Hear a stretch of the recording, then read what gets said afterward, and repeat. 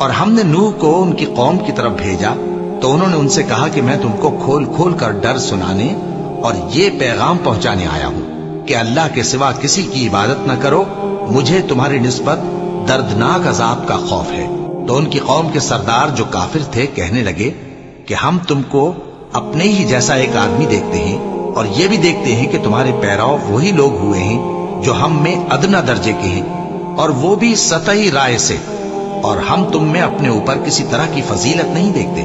بلکہ تمہیں جھوٹا خیال کرتے ہیں۔ فرمایا کہ اے قوم دیکھو تو، اگر میں اپنے پروردگار کی طرف سے دلیل روشن رکھتا ہوں اور اس نے مجھے اپنے ہاں سے رحمت بخشی ہو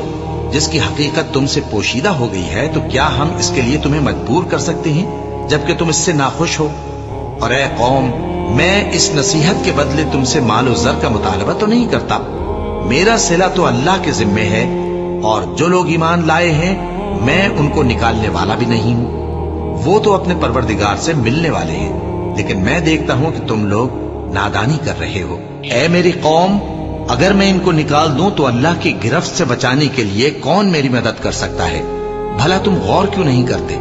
اور میں نہ تم سے یہ کہتا ہوں کہ میرے پاس اللہ کے خزانے ہیں، اور نہ یہ کہ میں غیب جانتا ہوں، اور نہ یہ کہتا ہوں کہ میں فرشتہ ہوں، اور نہ ان لوگوں کی نسبت جن کو تم حقارت کی نظر سے دیکھتے ہو یہ کہتا ہوں کہ اللہ ان کو بھلائی یعنی اعمال کی جزا نہیں دے گا۔